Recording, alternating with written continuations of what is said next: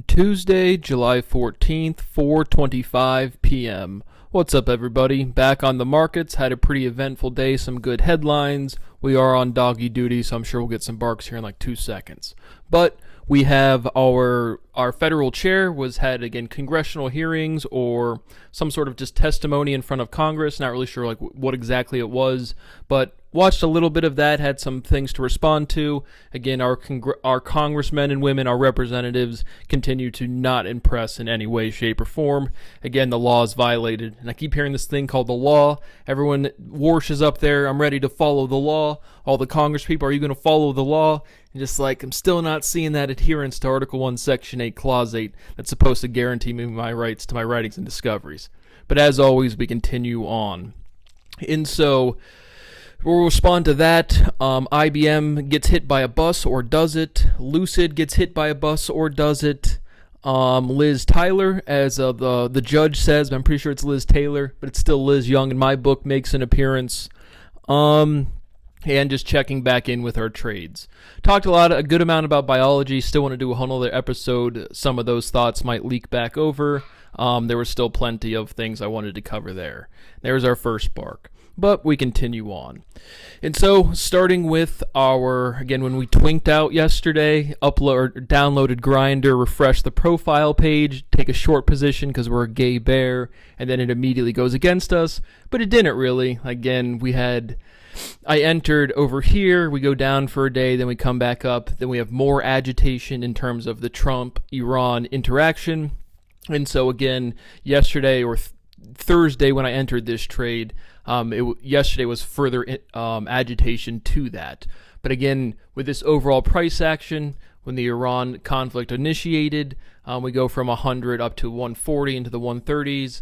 And I saw the intensity of the high headlines and the sentiment kind of being as like severe as it could be. This memorandum of understanding expires. Hey, we're going to have bombings and more attacks, which we did have today. And then the stock price it felt like maximum appreciation in respect to the sentiment change or sentiment progression.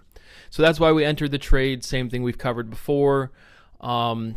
Have some light retracement today. It did feel, again, there's not much volume on this stock at all. And even like you can see these blue bars, there's more recent volume. And again, so I just see this entire appreciation above 100 as a response to this Iran war, further agitation. This is a real company, obviously, but fertilizer's going to catch some momentum. Again, not seeing it. But just that's the trade prospectus. We have 29 shares. We'll do 30. We might go up to 50 if it starts coming back down. But we retraced a little bit, recovered about $56. But this is our only trade since the last time we've talked about the markets, or mid-June-ish, whenever the last update was. But regardless, that is what we're doing over here on CF. We did have a notable kind of technical or just price level on ATAI. Again, we have probably about DFTX is probably like 7,000, 5 to 7,000. I could just click on the monitor tab, but I just don't want to pull up the account number. But point being is not big positions, but on ATAI and DFTX is our pharmaceutical biotech-ish disruptor area, whatever you want to say there. But a price level where a close above the 550 seems significant in the recent relevant price action of ATAI. So we did close above there. Again, this is right around a $1.8 billion market cap. DFTX, which we talked about pretty substantially yesterday and which has been our focus, which again, more fraud and crime is the reason we don't have like 1,100 shares, which we did have. And then it's just you can't manage a portfolio when, again, you don't have constitutional rights. So that's just a clean cut, $60,000 swing and $40,000 profit, legitimately just sitting here not having to readjust things because, well, again, you don't have constitutional rights.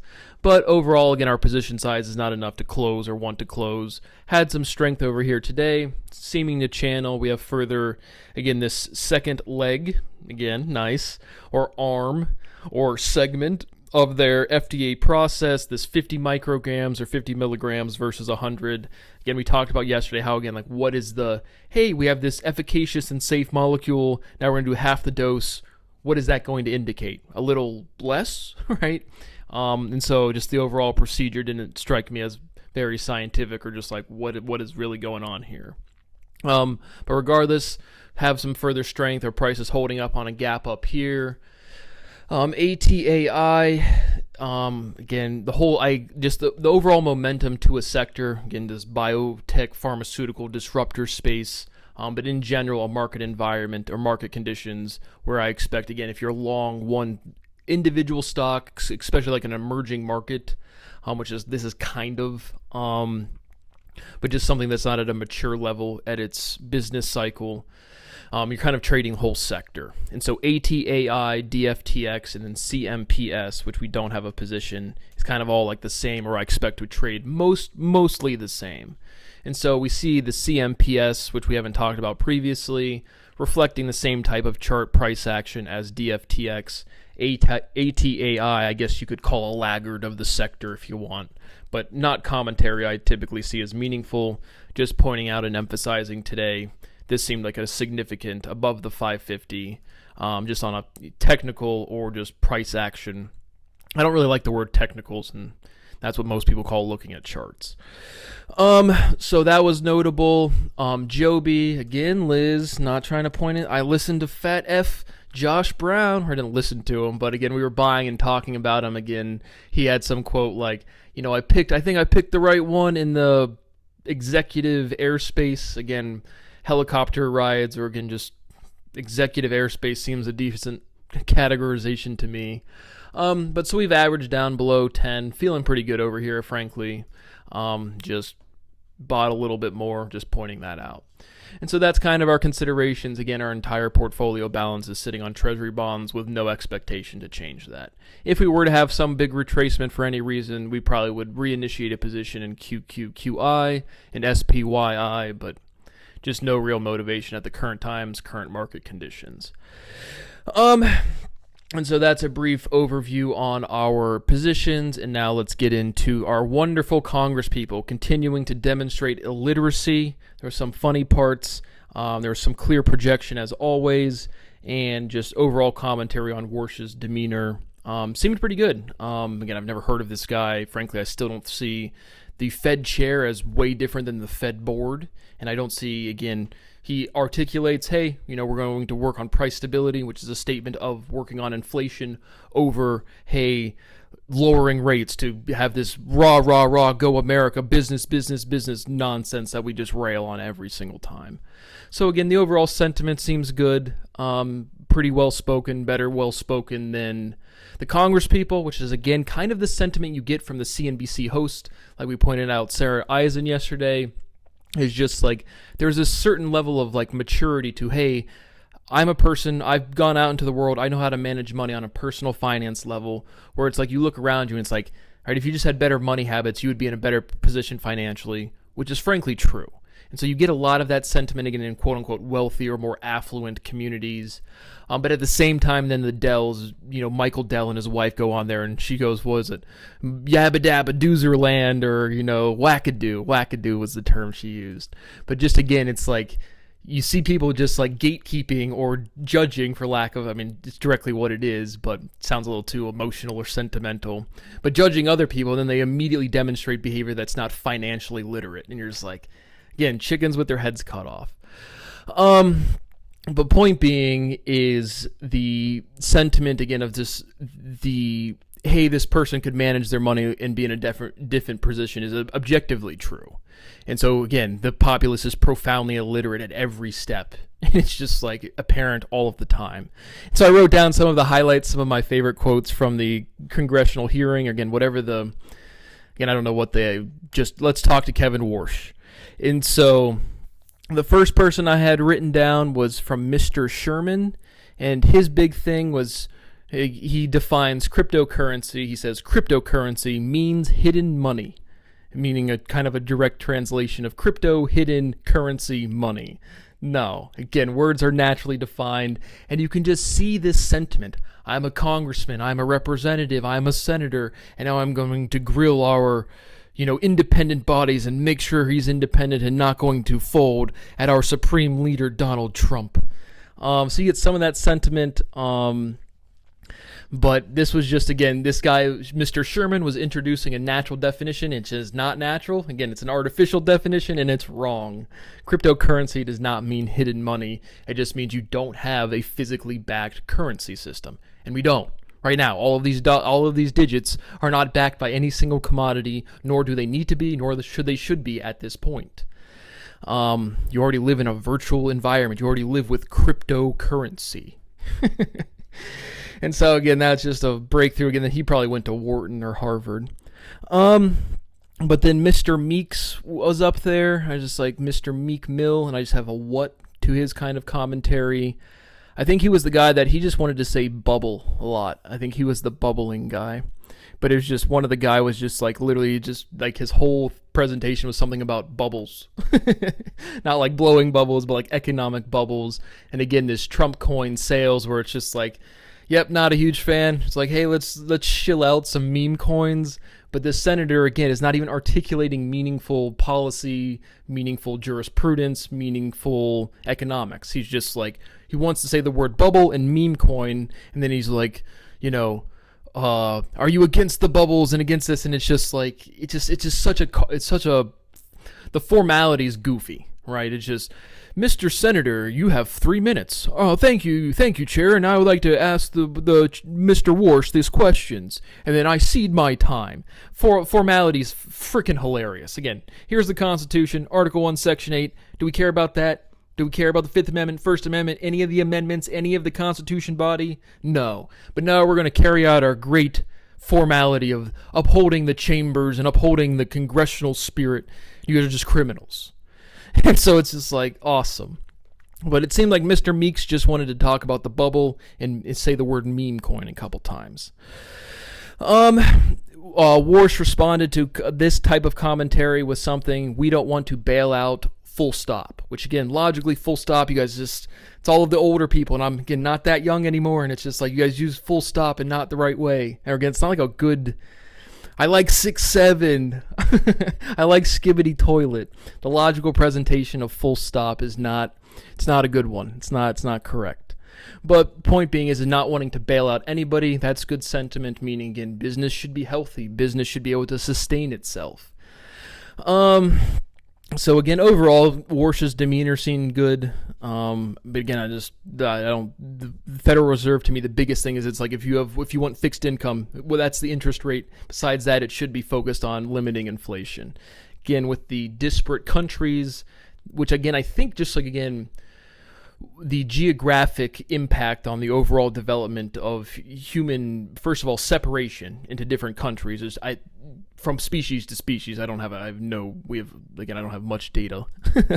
But I think it's substantial. Like I think we have a very geographically separated planet. But just a quick point. But point being, past that, Warsh seems decently articulate certainly in comparison to the senators and representatives I heard. But he keeps saying we're ready to follow the law. We're ready to follow the law. And I'm just like, I'm not seeing where's anyone following the law. Then we had our next great representative, Mrs. Wagner. She was really going to get in there. And again, I can feel your entire presentation, what you're thinking, what you're feeling, what you could be saying, truly. And so immediately she just starts echoing, again, this is going to be a Republican chick. She says something to the effect of, she's asking Warsh, or she makes the statement, we allow Americans to make risk reward for themselves. And now go ask Mrs. Wagner if she supports the legalization of marijuana. And again, remember, I'm not saying legalize cannabis because people should have the freedom of choice, which they should. This is medicine. Not prescribing cannabis is scientifically fraudulent. Again, as supposed to be protected by the Constitution. And it's just like, you guys just don't do the science thing ever. But again, just direct projection. But don't you see with this direct example, it's like you're using a specific example and then trying to generalize, which is what we do in mathematics class every day, which is what we do all of the time. Again, all of my content is the same quality of analysis. But we exhaust all of the logic that can be proven or can be commented on. like the entire structure of what's presented in a given context. But clearly she's articulating, again, Americans should be able to take risk reward for themselves, and it would be immediately hypocritical to any sort of drug policy. And it's just this direct hypocrisy is unacceptable. And if you don't say a consistent thing, you can't be saying anything at all. Just ever. And so, again, Mrs. Wagner was just extreme hypocrisy immediately. I literally wrote it down. I could just feel it oozing out of her. And it's very clearly because she's talking about an economic risk. And our great Team Red waving our red flag is like, us great Americans, we have prospects, and we're going to go to the gold rush, and we're just going to manifest destiny, and we're allowed to take economic risk because we're risk takers. The American dream, freedom. It's like, I've had healthier alcohol patented for almost 10 years now. Can I sell it? I have freedom on that? Can I speak and publish about science? It's just like hypocrisy at such an egregious and direct level. Completely unacceptable. Obviously, no one cares. Moving along. But it was just, yeah. I had something else written down trying to read my own handwriting. And then we had, I don't know if this is Mrs. Wagner. I know this is Mr. Lynch. Okay, so this, I just a name. I wasn't going to emphasize the name. Just got to have a little comedic value after Mr. Meeks gives his great commentary about bubbles and meme coins, and then we're going to cede our time to Mr. Lynch. Anybody seeing a little something there? But again, names carry meaning, and being like, yeah, dude, my name's Lynch, Mr. Lynch. That's a good one. But he's from Massachusetts, and he doesn't like artificial intelligence. Artificial intelligence. That was hilarious. Again, just somebody from Massachusetts saying artificial. Again, I picked up like no accent at the beginning, and then he says artificial, and I'm like, oh, nice. So that was a big point from him. He actually seemed decently, again, just like reasonable, where it's just Mrs. Wagner immediately just feels like you can just feel the narrative. You can feel the red Republican hypocrisy just oozing out everywhere. But I just literally have artificial intelligence from our great Mr. Lynch in Massachusetts. Actually, no, Mr. Meeks was not the bubbling guy. This was like to me, he struck me as like ethnicity. Again, his name placard was, I couldn't see it. But he looked like Latino or Native. Like a Native American type of complexity, and he was the guy saying bubbling a lot. But you can see, and when he was talking, he naturally produces, he did it incorrectly, which is fine, but he produces one of these word forms. When we're talking about osity, O-S-I-T-Y, viscosity, not velocity, but O-S-I-T-Y at the end. I guess velocity is a C-Y, C-I-T-Y, which is what we're doing, this iteration of C and S. But he says the term ridiculosity, and he meant ridiculous, ridiculosity is what he would have meant. But he just put the L in there, ridiculosity. But again, this is how language actually works, and we just have a good example of him producing these word forms, specifically the O-S-I-T-Y. And so again, the bubbling, I forget, I just have Mr. Meeks, I just had a what. I don't think I responded to anything he had to say. But that was our great kind of presentation. Again, just overall, the formality, I'm going to cede my time and nobody's respecting the Constitution and you guys are all criminals. But at the same time, we're going to respect the American tradition and the great honor of the American government. I mean, hypocrisy where it's like, it's not funny, but there's just, what's the point of just citing law for every single video, which we do every single video. But that is what we had for our takeaways and considerations on our congressional hearing with Mr. Warsh. And then after that, getting over to IBM. And so big headline comes across, the judge, Scott Wapner's up there, IBM has the worst day in its trading history, which percentage-wise, I'm sure it's true. But I just have an aversion, a reaction, a pushback to the overall. Again, IBM, one of these companies where, a couple points here.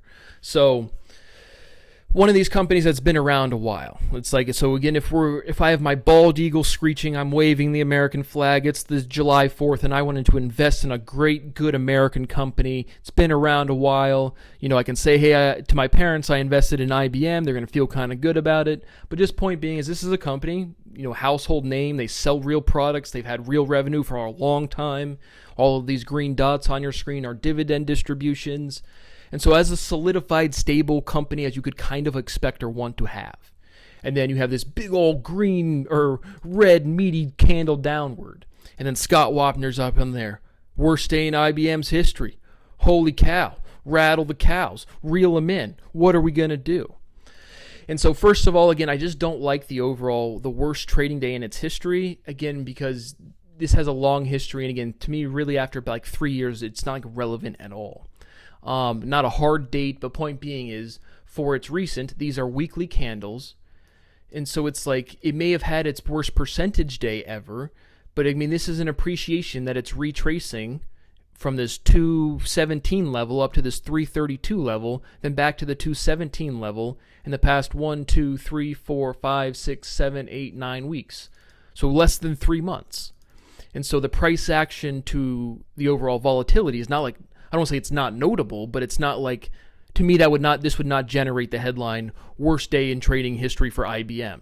I mean, objectively is probably true. That's why it's up there. But it's more of like a wow, when in reality, it's just like we're putting a bunch of emotion on, like, again, a reasonable, again, we're in an environment where if something's not trading at 25 times forward earnings, it's clearly undervalued. Why don't we put our whole portfolio on it, right? So you're already living in an environment with extreme forward-looking everything. And talk about this stuff. We talk about that specifically quite a bit. But point being is the headline doesn't make sense to the overall trading progress. And then the counterpoint, or not counterpoint, but just additional conversation is, with this being, a well-established company, IBM, again, grandpa could be happy with you investing in IBM, but you still have this, volatility. So it's like, what is a store of value? Or you always hear it with gold, but just in general, if you want to, you have to put your money somewhere. And if you want to have exposure to the stock market, and you pick IBM because it's a great American company, again, I don't even know if it's really headquartered in the U.S. It might be, might not be. But point being is, you can have a good sentiment, and then you're just still in this environment where extreme volatility is expected because of how forward-looking, how few people are really clicking buttons, and how uneducated everybody is. And so, objectively, is the worst trading day in history. I think the headline is really misplaced. But again, a good example of even a very stable company, right? I mean, this is, again, they're distributing dividends the whole time. And it's just like, where can you go in the market where you're going to avoid something like this? I don't think it's possible. And that's why, again, you get this big kind of either explicit people saying, you don't want to do a bunch of single stocks. You want these index funds, which we've talked about and kind of built up why we agree with that. But I don't hear it articulated pretty much ever, or explicitly very much. But everyone kind of just ends up, or at least, a good chunk of your money or portfolio is always in like the index funds. Again, some consideration to, again, stability, again, because of the diversification, and then stability because people can only trade so many securities. And so that kind of consolidation has provided some sort of stability because, again, people have this inherent expectation. If you put your money in the market, meaning on an index fund, you're going to see 18% return in 3 years, 4 years, 5 years, which I do think is true, but just articulating why that's happening, you never hear it. And so that's what I think about IBM in terms of like trading. Might as well give some trading commentary on the given day, because again, this is one where you bring up any forum. This is going to be the number one thing, or one of them. Huge decline pre-market. Frankly, this is probably what would have been one that I would have, if I had to trade it, would have been that type of relief. Again, major company that seems stable after a massive decline, not really expecting a bigger decline. Probably would have tried to play, again, if I was forced to trade this, a relief after probably, again, like immediately at the open for like a bounce. And so I probably would have been wrong if I had to trade this, but not something I probably would have, because again, it's a substantial decline. It's a substantial gap down at that, but it's still just these overall levels. When you're looking at 3 years, it's just like, it's not, I would have no conviction. And so that is what I wanted to say about IBM. That was certainly a big headline throughout the day. We had Lucid was another one. This was a very interesting chart. Oops. Let's hopefully Okay, there we go. And so just to talk about this a little bit, so it just seemed to be some rumor that, hey, they're either going to file for bankruptcy or they're going to go private. And so, frankly, I don't think I've ever been exposed to a company that goes private, at least not something that I've been holding. I think they just go private at a certain price, and that amount of money is just in your account if you're holding the shares. My intuition says that's always a bad thing.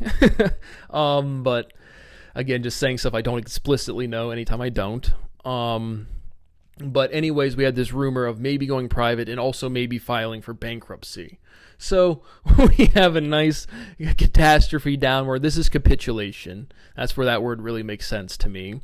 Is when again, there's no such thing as a bid. Well, there is, but again, it's just capitulating. It's just violently going down. But regardless, and so it gets halted a couple times, and then after this halt, again, which moved my cute face right around 220. And then we have, hey, a statement from the company, and we open back up with a gap up. And so still finished down, but I think that was the whole stimulus was just this rumor. And so still took a good chunk off the old market cap today. Nice little haircut. But overall sector, Rivian, Lucid, even Tesla, just electric cars is just anything Elon Musk to me is just too high of a premium. Again, what's SpaceX now? Like 130, 140. SPCX maybe? Yeah, 136. So we've come down substantially off the 225 high. Again, just the overall, I'm just not a fan of any part of these markets where it's just like CapEx spend. Again, as an entrepreneur, someone making value, someone like wanting, that's illegally not allowed to capitalize and monetize his property. It's like, I don't like as an entrepreneur where it's like you're not making real revenue, you're not making money, and you just go raise more money, and it's just like, it just feels like I'm in privileged land where you go to Wharton, then you go to Harvard, then you go to that guy's uncle, and he gives you another 100 million, another 400 million, whatever. And it's just like, where's the actual value creation? Where's the inefficiency that you're resolving to create profitability? Where are you actually doing shit? In electric cars, where it's just like, you have cars, if the electricity supply chain, pipeline, manufacturing catches up to be equitable, I don't see why it wouldn't be, but then you charge the electricity plants with gas stuff, so it's like you have this, EGI, or what was it, our environmental goals, and that the whole acronym thing. It's just, there's a lot of like sentiment of like being a good person, and it's just like no physical conversion process is 100%. A lot of your electricity energy or clean energy is generated with gas and coal, and it's just like I don't know, no real opinion on the whole Lucid, Rivian, Tesla, specifically the cars, which I guess they discontinued some of the models this year or recently. No real opinion on the sector in general, but SpaceX has taken a decline, just something that came up. And so back to Lucid, I don't think anything else there. And so those were kind of our big points for today. Nothing really, anything else. Jumping back over to SanDisk, again, we said if we had to buy it yesterday or make a decision yesterday, we would have bought it. Again, a little bounce, but again, the most consistent response I seem to have is, again, these 3-day moves, 4th day, where it's just very intuitive to the sentiment and to the price action, when you can just feel the extension. You can just feel this is like, again, specifically, we'll go back to nothing really with SanDisk or the memory sector, but with CF, where it's just like, I don't see how you have more, and we could be immediately wrong tomorrow, but how do you have more severe headlines than what we just saw in the past 2 days, 3 days, or since Thursday, and then the price action's not even reclaiming or reappreciating to where we had with just like intermittent times of this memorandum of understanding hadn't been announced yet, but just any sort of like attack would be like from 115 back up to like 125, 130. So now we have definite attacks, and it's just like, and then again, the nature of fighting, where it's like there's a lot of posturing, the actual conflict, like violent conflict in terms of like either people live and die pretty quickly, and so you make those decisions, and then it's like the actual quote-unquote action or violence is very kind of short. So you have a big build-up, and then you kind of have whatever strikes happen, and then what I see is a kind of quick come-down, or it's just like it doesn't make sense to keep shooting and blowing each other up. Like, It's not funny, but it's like, who cares? It's just like, what is anybody doing at any point in time? I have no idea. But that is what we have for today. And then again, I just have the Liz, because I'm pretty sure Scott Wapner said Liz Tyler. I'm pretty sure it's Liz Taylor, but it's still Liz Young in our book. But I just said she's looking good. Nice little red, I don't know what we call that, a dress, but looks a little fit, a little hit in the gym. I don't know what I'm saying. But yeah, that's what we got for today. And so we'll wrap that up here. Finishing up at 4:55 p.m. and we will check in later.